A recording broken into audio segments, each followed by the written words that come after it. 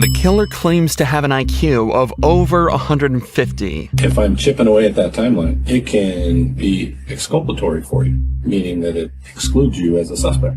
I know, my vernacular is very good, so you don't have to explain your words to me. Little does he know, he's about to show exactly what you shouldn't do in a police interrogation. I wasn't in the car when I went to the Starbucks. Did you lie to me? I didn't get you on that one? I feel like I got you on that. On the 17th of February 2019, David Wright and his friend Christopher headed to a drug deal on a street corner at 3:40 a.m. Except this was no ordinary drug deal. It was actually a setup for a robbery on both sides. David demanded his buyers hand over their belongings, to which they responded by pepper spraying Chris and running. Seconds later, David drew a revolver from his waist and fired a single shot into Raul Quadros' chest, killing him instantly. David and Chris fled the scene and buried the revolver in a field, and went about their nights confident there was no way they could be caught. But unfortunately, they were almost immediately identified through multiple cameras around the area everything went down in. David was brought in 2 days later, but still believed the cops would never find him guilty, and that his extraordinary intellect would carry him through the case. How wrong he was. So, like I said, I mean, it's already been in the media. 4 people have been arrested. It's not like we don't know what happened to some extent, you know, but there's always more that we don't know from every single party, right? Everybody has a little piece of the puzzle. We don't necessarily get the truth from everybody. So I would like to hear from you what happened. Well, I have no clue. I'm just now hearing about this. So, I mean, I don't know what you're talking about, is kind of out the door at this point. I got several people who have already identified you. You're identified on video. So it's not a question of that you were there. It's more a question of what led up to this. Because I don't think this is what was actually supposed to happen, right? So you're just going to play that you have no idea what happened because you weren't there. I was not, no. Not only was David identified by multiple people through CCTV footage, but he also had no alibi, and Facebook messages were recovered discussing details of the alleged drug deal. David was there at the time of the murder. The detective is just trying to uncover the details of exactly what happened and why. But David is having none of it and has a plan to outplay the detectives. It's not helpful to you, really, to just be quiet and not say anything. Because what I have are people who are looking out for themselves because they don't want to catch charge. So they're going to dime you off. They're not looking out for you. So you believe somebody that's going to tell you that somebody else did something to save their own ass? Well, with all the additional evidence, yes. I've been out of jail for all of a week and a half. I've spent almost every minute of it with my girlfriend. As for, did I plan to kill anybody? Did I kill anybody? No, I didn't. So when I look at the GPS on your phone, it's not going to tell me that, it's going to tell me that you were with your girlfriend the whole time, that you never were. We're over at Jack in the Box. It should. And the only reason you might tell me that is because maybe you didn't take your phone. Or maybe somebody else had my phone. It's been known to happen. Quite often, actually. My phone has been, I left it in one person's car, and it took me a day and a half to get it back. When was that? That was earlier in the week, and then I let somebody use my phone. They were supposed to just go to 7-Eleven to go meet somebody that was selling something to an offer up. Mm-hmm. And they had apparently 7 or 8 things that they had to do between then and when they got back to the house. So what day was that? I don't remember. And who was that? That was a guy that goes by Memphis. It's a nickname. I think his first name's Joe. Black guy. David's only current alibi and defense is that maybe somebody else had his phone and was at the drug deal instead. He also backs up his story by saying he doesn't remember exactly which day everything occurred on, something that can't directly be proven or disproven. However, for this to be true, that person with his phone would also have to dress exactly the same as David, have access to his Facebook account, and according to his own description of the perp, change the color of his skin. It's not looking too likely. You know why you're here and what's going on. I mean, at this point, you're literally the last person we've talked to. And the only person that has an allegiance to you is Chris. I mean, obviously people are not going to be shy about telling us who was there and who did what. And plus, we have video. There's video at the Chevron. There's video at the Shell. You know that we have all your co-suspects under arrest. All I want from you is a reason. I understand what happened. I just need to know why. The only person I know you have under arrest is Chris. Okay. We have Cody under arrest, and we have Tannehill, what's his name, Ray? Ray. He's in custody as well. We have his car, the car that was used, the car that was at Chevron in our impound. They are all under arrest. Chris is under arrest because we viewed messages on the phones that organized picking you up. Those same messages from you to Cody. We have them on their phone. We've already viewed them. We have the Facebook communications between Chris and Brianna setting up the deal that happened where you guys showed up at the Chevron and walked down. This is how this plays out. Your girlfriend's going to be dumb enough to provide you an alibi on a murder charge. And then she's going to get roped up in a murder as an accessory. If you care about that person, you have just set her up for failure. And if you want your girlfriend jammed up because you just set her up for it, then that's your choice. You can't threaten me with jamming her up. It's not a threat, man. I'm just telling you how it plays out. Like, I'm going to go talk to her, and she's going to be dumb enough to lie for you when I got video evidence that you weren't with her. Like, dude, I get it. Like, you had a quick come up, right? I get it. I don't think you were a stone cold killer. I don't. Like, if you accidentally shot the dude because you flinched or you got scared because of something he did, now is the time. If you come up with that stuff later, nobody is going to believe a word you say. How the f would somebody accidentally shoot somebody? Because if your finger's on the trigger, it's called a sympathetic reflex. It happens to police officers all the time. I think that's a term that's been come up with just to cover their asses for shooting people. Well, you can try to make it about that. I'm talking about you. I wouldn't know. Never shot anybody. There is a lot of merit for staying silent in an interrogation like this. In fact, in most cases, it's usually the best course of action, coupled with asking for a lawyer as soon as possible. But here, David is trying to outright deny any association with the case, even though he's been directly linked to it through multiple sources. All he's doing now is making it worse on himself and those around him. But his ego is telling him otherwise. Where do I go from here? And you're the police officer, reverse roles. You're the cop. You're sitting over here trying to figure out if this dude has any remorse for what he did or if he's just worried about getting in trouble. How would you proceed? I'm not worried about getting in trouble. I didn't do shit. I'll just be upfront with you. We got Cody's phone. The one that shows your phone number and your address and the communications between you two. Like, I have it. Like, I'm not trying to be a dick. I'm just laying it out for you because that's Just what because I met up with somebody doesn't mean that I went with them to go do something. This seemingly plain statement actually carries more weight to it than you might realize. The detective presented David with a piece of concrete evidence that he's saying puts him dead to rights, to which he responds by confirming he had indeed met with Cody, but it went no further than that. Again, it seems like nothing, but now that detectives know this tactic works on David, they can attempt to use the wealth of other evidence they have to slowly extract a full confession from him. Okay. So, when did you meet up with Cody then? 1, 2 o'clock in the morning, something like that. On what day? Maybe Saturday or Sunday. Okay. Where did you meet up? Over by my house. Okay. And who was with him? That I don't know. Was he alone? When I met up with him, yes. So why did you meet up with the dude that you didn't know? Because my friend Chris had asked me to. Okay. And so what happened after that? Well, he had tried to proposition me for a handgun. Mm-hmm. I told him I didn't have one. Okay. So, Did he say why? no. So you guys meet up, you have this conversation, then what happens? He leaves. And how did he leave? Well, I walked back to my house and he walked back to whatever vehicle he was in. Okay. Why did you leave that out when we first started talking? You think that might be important that the guy under arrest for murder came to your house looking for a gun? Well, if I had given him a gun, then I think that would be important. Well, it shows his intent. I mean, of course it's relevant to the case, right? People buy guns for all sorts of reasons, man. Yeah, but in this instance, there was a murder. So they went on their way, just the Cody dude, and did you actually talk to the other guy in the car?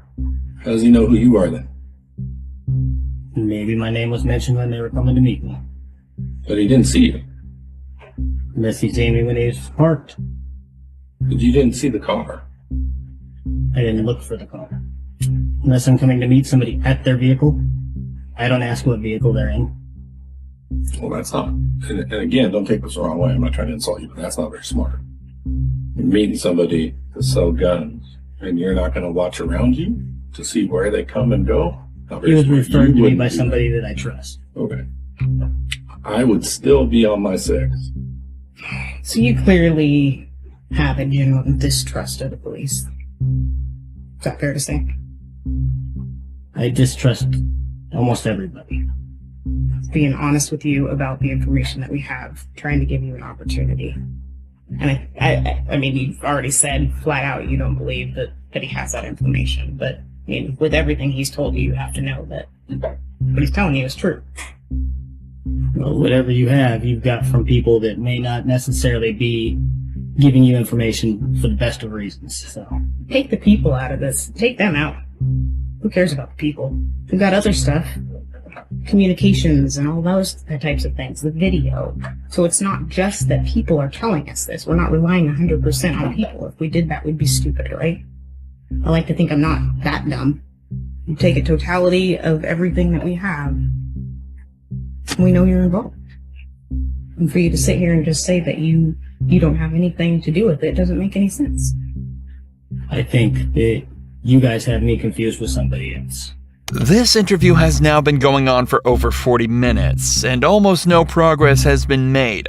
Forcing him into a corner with evidence doesn't seem to be working, and neither does running through the events of the night, or even explaining why what he's doing is a bad idea for him. So instead, the detectives almost completely switch up and begin to threaten him with the consequences of his actions on his own friends. Dude, you're not this guy. You know you're not this guy. If you were, this conversation would be different. Yeah, I'm obviously not this guy. I meant I'm telling you I meant that the I'm not. dick that is letting everybody else go down for him. I meant that type of guy. That's not you. You have a reputation as being a stand-up dude. I think that whatever those guys did that leads to you believing that they were accomplices and accessories and everything like that Yeah. would be their own fault if they fucking hang for it. Really? Even though, hypothetically, you're the person who pulled the trigger? So even though somebody else pulls the trigger, you're good with those guys going down. Your homie Chris, you're good with him going down. And I get it, you don't have any allegiance to these other two dudes. I understand that. But you're good with Chris going down. Getting 20 years off of what you did. You're good with that? If you guys have him orchestrating and setting up something like that, then that's an awful. It's his own fault that you shot somebody. It's his own fault that you didn't do things the right way. That's his fault. I ain't shoot nobody. He should put himself around better people. Okay. You know he's going to read this, right? I mean, he's going to have disclosure. It's fine. I'd much rather not see my friend get in trouble, but if by you saying that you guys want me to tell you that I did something that I didn't do, Fair enough. I don't want you to tell me that you did something you didn't do. That's not what I want. I want you to admit to what you did do. Because it's not even a question that you did it. It's or not. wasn't a question, you wouldn't be sitting here trying to get me to admit to something I didn't do. I would, because it's the right thing to do. You may not trust the police, but I don't want to jam up all these other dudes on a murder one charge for something you did. Because it's not right in my mind that other people go down for something that serious off of what somebody else did. So I do care about that. That's why I'm talking to you. Well, you're talking to the wrong guy. You don't care about those dudes? I'm not saying I don't care about him. I'm saying that you're talking to the wrong guy because I didn't do shit. That's And I think that that's not what innocent people say. innocent people that actually give a Yeah, no. You know how many people I've had in that chair, man? Thousands. You don't give a that's you. Like, enjoy your time. I don't care. Then I don't have any hard feelings for you. I'm just going to move on to my next case. I just want you to know this isn't about you. This isn't personal. Like, you can say you don't care, But I actually think you do. I think you're being... So, with that said, you agree that there's nothing more to say, right? If you don't want to talk to me, there isn't. Well, I don't want to talk to somebody that's going to keep on calling me a liar. I have yet to call you a liar. You've made the implication that I'm lying to you. Because you are. But there's a difference between calling someone a liar and then pointing out inaccuracies in their story. There's a big difference. One is disrespectful. The other is not. Have I been disrespectful to you? Have I been disrespectful to you? Have I insulted you or come at you hard or done anything other than... You called me a liar. Yes, you did. You were lying. I'm not lying. Do you not freely admit that you lied to me in this interview? Where did I lie to you? About meeting up with Cody? About being home? Not going out at all? And then now you periodically are going out? Would you not concede that both of those things were lies? I don't go farther than a couple blocks from my house on foot to meet somebody very quickly and come back. Okay. That's not So, what you told me. that's Because you pretty don't much leave your being home. house. I don't leave my house. I was home all weekend with my girlfriend. It's on tape, man. There ain't no secret. Like, Dude, I've got to walk my dog. Of course I leave the house, periodic. okay. But as for did I go anywhere? So you were never at Casino in Evergreen, anywhere near there within 3 or 4 blocks Saturday night. I just want to make sure that we have this down. Let's see. Sunday morning. How far is the Starbucks on Evergreen? Which Starbucks? The one on 75th. Yeah, no, Too I'm not far. talking about that. Okay, yeah. Then no, I wasn't. Okay. So you're at the Starbucks on 75th? Earlier in the evening, yeah. Like 8 or 9 o'clock, something like that. Well, that's not home. Did you lie to me? Can No. I get I don't even get a smile out of that one? I didn't get you on that one? I feel like I got you on that. Blatantly caught in a lie, it might not seem like it yet, but David is starting to get uncomfortable. If it's not been obvious throughout the whole video, the only thing he cares about is his own ego. So now that that's been damaged, he's immediately on the back foot, and it's up to the detective to keep pushing and try to get him to move just that little bit further. Were you with someone? Yeah. Who? Another woman. Who was that? I'm not gonna tell you that because she'd be very upset. Yeah, but it's a homicide. They can help prove that you weren't involved. How? Because if you're with her, right, that gets my timeline tighter. So you were with her from 8 to when? Not very long. So you don't Half hour at most. So you don't want to tell me who that is? I really don't. Okay. Were you in a car? You're on foot? I rode my bicycle. To 75th? Then how'd you get home? I got a ride from her with my bicycle in the back of her SUV. So there was a car. Did I get you there? I feel like I got you there too. Yeah, Saturday I appreciate night, it. I'm just Sunday looking for morning. honesty, man. I mean, at this point, I feel comfortable that you have lied to me several times. I'm looking for honesty so that I can rule you out. If you asked where I was Saturday night, Sunday morning, I did. yeah. So, Sunday morning, late Saturday night, Yeah. doesn't cover 8 or 9 o'clock in the evening. Oh, okay. So then let's rewind. So Saturday morning to 8 o'clock, where were you? Most of the time, at home. Can you just lay it out for me? Why do I gotta like pull it out of you? Like, I'm asking where you were, man, so I can rule you out. For the first time in an hour he's been sat in the interrogation room, David moves his hand from his lap and adjusts his cap. His hands have also been moving around very slightly and he's been stuttering over his words. His ego has been properly bruised, and he's starting to get very uncomfortable. If provoked, narcissists such as David are likely to suddenly snap in an instinctive effort to prove that they are smart and in control, but often give up all the information the cops need to catch them dead to rights. So the detective keeps up his no-nonsense direct questions to try and get him to crack. The only places that I go, usually, I go to 7-Eleven, Okay. the little Asian market if, you know, we need tubes and tobacco for rolling cigarettes, but that's not very often. Okay. Walgreens, Yeah. But Saturday, did you go to those places? I don't need to know where you generally go. I need to know where you went Saturday. I probably went to 7-Eleven at some point. Any idea what time? I go when I need something or want something. I understand, but that's why I'm asking. Like, any time? Do you remember wanting or needing something on Saturday? No, I don't, because I don't feel like I need to track every one of my movements and shit like that, because I don't need to have a Loctite schedule of what I'm doing and where I'm going. As long Except- as I'm at DOC on Thursdays between 1 and 3, and I make my appointments with Ideal Options, then it doesn't seem like a big deal to me where I go. Okay, unless you're being charged with murder, and it kind of is a big deal, right? Yeah, but if I don't pay attention to and keep track of these things, how the fuck am I going to tell you where I was without lying to you then? Because I don't know exactly when I was there. Well, you could at least try. Yeah, I would try. If it can rule you out as a suspect in a homicide, I would try. Yeah, well, where I was Saturday during the day has no bearing on where I was Saturday night, Sunday morning. It does. Absolutely it does. Because I can show you wearing different clothes. Or I can show you wearing the same clothes. Right? That's pretty important. Do you agree? I can show that you were with somebody else and not with these people. People change their clothes. People meet other people. Oh, no question. But if I'm chipping away at that timeline, right, it can be exculpatory for you, meaning that it excludes you as a suspect. I know, my vernacular is very good.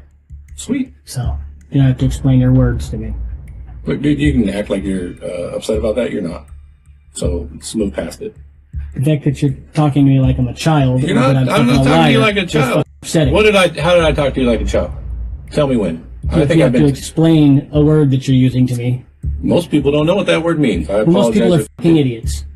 Okay, you can pretend you're getting upset about it, but you're really not.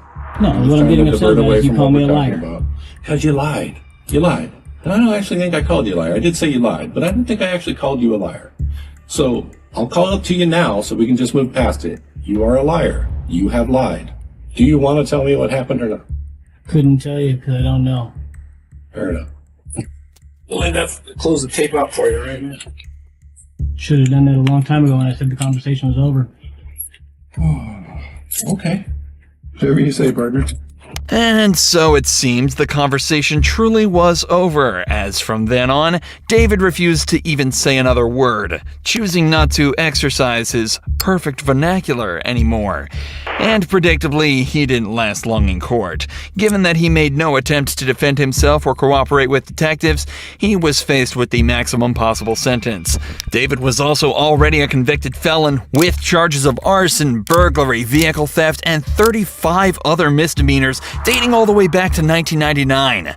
So, in October of 2020, 33-year-old David Wright was sentenced to 40 years in prison without the possibility of parole.